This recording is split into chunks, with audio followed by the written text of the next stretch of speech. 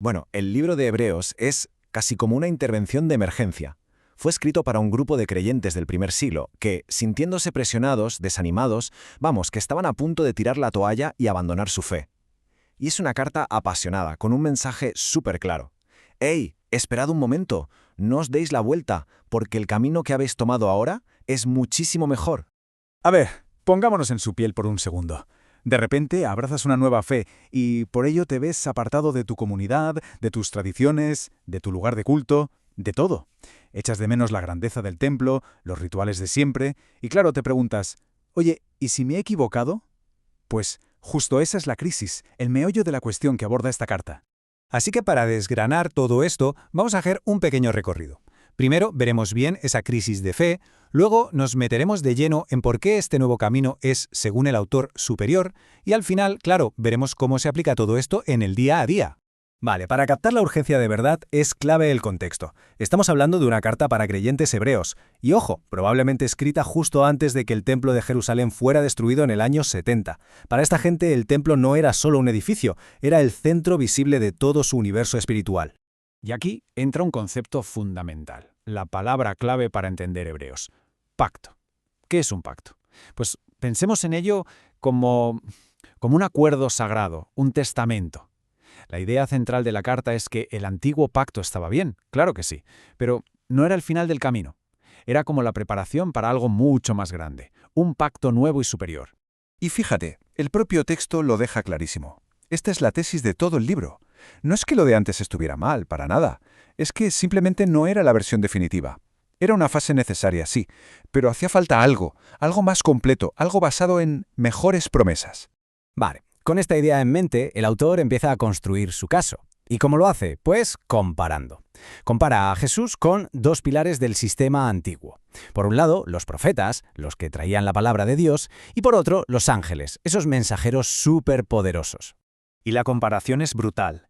Lo que nos dice es que los profetas, ellos nos daban como destellos de la verdad, ¿sabes? Piezas de un puzzle gigante.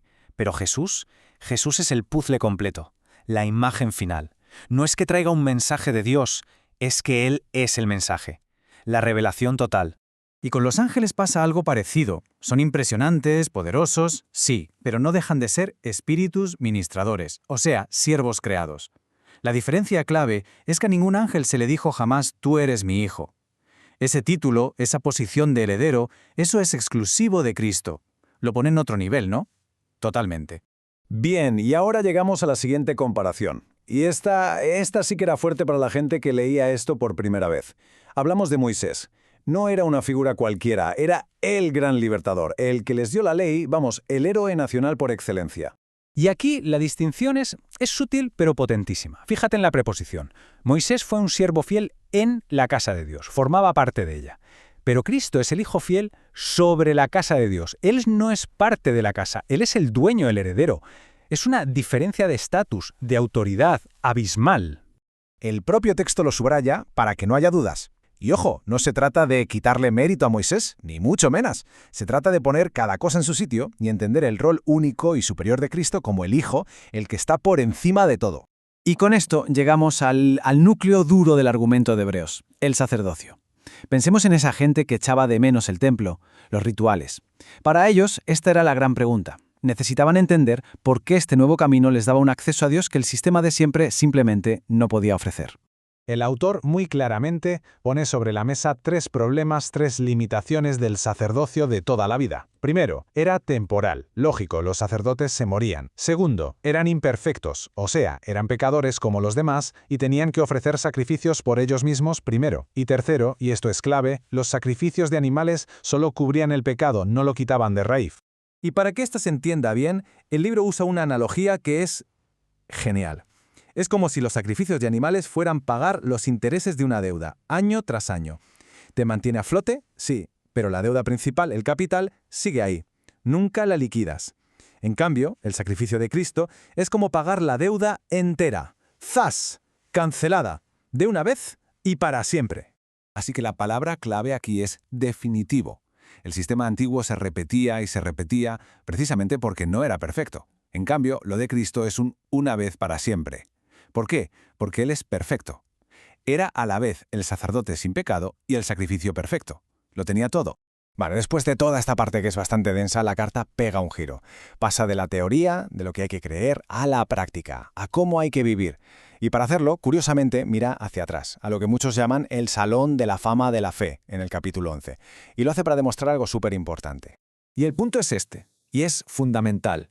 Mucho antes de que existiera la ley, el templo, los sacerdotes, ¿qué era lo que de verdad le agradaba a Dios? No era cumplir un montón de reglas, era la fe. Así de simple. Confiar en lo que él decía y actuar en base a esa confianza. Entonces el autor empieza a nombrar a un montón de personajes del Antiguo Testamento, y lo más curioso es que muchos de ellos, como Abraham, vivieron siglos antes de la ley de Moisés. Entonces, ¿qué les hizo ser considerados justos? Pues su fe, esa confianza total, a veces casi a ciegas, en las promesas de Dios.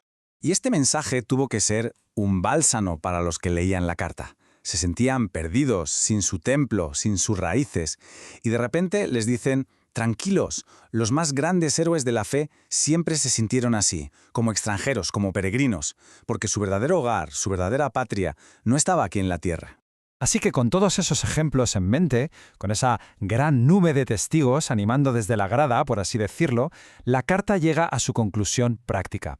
Y la metáfora que usa es potente. La vida de fe no es un paseo. Es una carrera de fondo. Y nos da la estrategia para correrla. Son 3 puntos muy claros. 1, quítate peso, suelta todo lo que te frena. 2, corre con paciencia. Esto es un maratón, no los 100 metros lisos. Y 3, el más importante de todos, mantén la mirada fija en Jesús, que es quien empezó la carrera y quien ya llegó a la meta. Pero claro, esta carrera no se corre en un estadio olímpico, se corre en la vida real, en el día a día. ¿Y cómo se nota que alguien está corriendo? Pues en cosas muy concretas, en cómo trata a los demás, en la hospitalidad, en buscar la pureza, en estar contento con lo que se tiene. Y para una carrera que a veces se hace tan cuesta arriba, hay una promesa que es el habituallamiento perfecto. No corremos solos. La promesa de que Dios nunca nos va a abandonar, de que nunca nos va a dejar, eso es lo que te da fuerzas para seguir cuando parece que ya no puedes más. En resumen, el libro de Hebreos es un grito de ánimo, una llamada a no rendirse, a no mirar atrás, a lo que era bueno pero ya pasó, sino a seguir corriendo hacia adelante, hacia algo muchísimo mejor, algo que dura para siempre. Y nos deja con una pregunta en el aire para que pensemos. Si la fe es una carrera, ¿cómo es la línea de meta? ¿Qué es lo que nos hace seguir poniendo un pie delante del otro hasta llegar al final?